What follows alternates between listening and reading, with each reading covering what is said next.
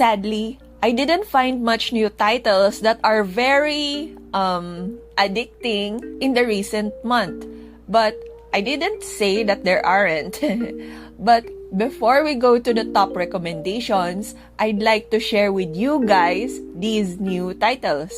They almost made it to the top list, but until now, I'm a little undecided. With Cierra, I seldom see a webtoon wherein the female lead is the biological mother of a child in a fantasy manhwa. The unnecessary drama was kinda annoying, but I love the wholesome family moments. With Monochrome, this one is fun and there are lots of fourth wall breaking, but I'm not that hooked into the story yet. With that Rescheduled, this one is promising and has cool art as expected from the creator of Freaking Romance, but I find the jokes a little lame. With Our Beloved Summer, I had high expectations on this because it's by the creator of Spirit Fingers, but it wasn't as fun. Maybe it will get better later. We'll see.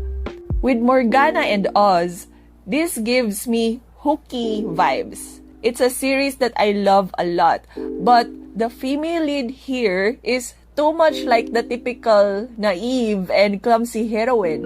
Others find it charming, but it was getting on my nerves. Hopefully, she becomes at least bearable for me later. With Into the Light once again, I understand that the female lead had gone through so much trauma, but if she keeps on thinking she doesn't deserve her new loving family, I'll have them for myself. Thank you. Alright, without further ado, let's proceed with the top 5. Number 5, Taming the Marquess. It's kinda cliche wherein the cold-blooded male lead falls in love with the first person who had ever shown him sincerity. But at least, the female lead isn't that similar to her many counterparts in shoujo fantasy manhwa. Moreover, these guys are fun to watch. I'm excited to see them more involved in the story soon. Number 4, What's Wrong with Your Online Life? The first chapter is a little boring, but things get interesting when the main characters start showing their online life. It's interesting how much they pretend and act real, both in real life and online. It's a very nice read. Number 3, Male Lead's Little Lion Daughter. The female lead got transmigrated into a child's body, and as a kid, she says things that are way more villainous and perverted than her many romance fantasy manhwa MC counterparts.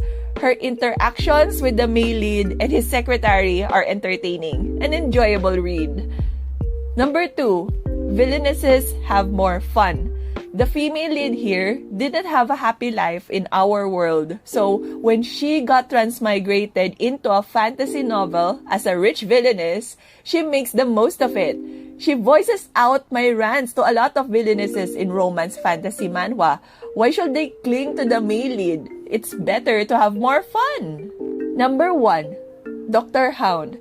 This is like Dr. Jekyll and Mr. Hyde in a crime drama, and it's one of the most intriguing thrillers in WEBTOON recently.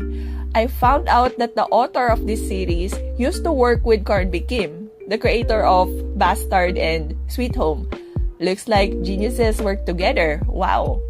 Anyway, unlike the usual WEBTOON series, you can read 3 episodes per week on this series using the Daily Pass. Nice! As for the following, I find them quite interesting, but just not interesting enough to want to read every chapter. So most likely, I'll just wait for the last chapter or read occasional spoilers. I still recommend them since they're very nice. Maybe it's just me, but on your case, you might end up falling for them. So, do give them a try. Last but not the least, although these didn't end up in my reading list, I do acknowledge that they're pretty good and interesting. Some of them are the types I would normally like even. There's just something about them that makes me not interested enough to know what happens next.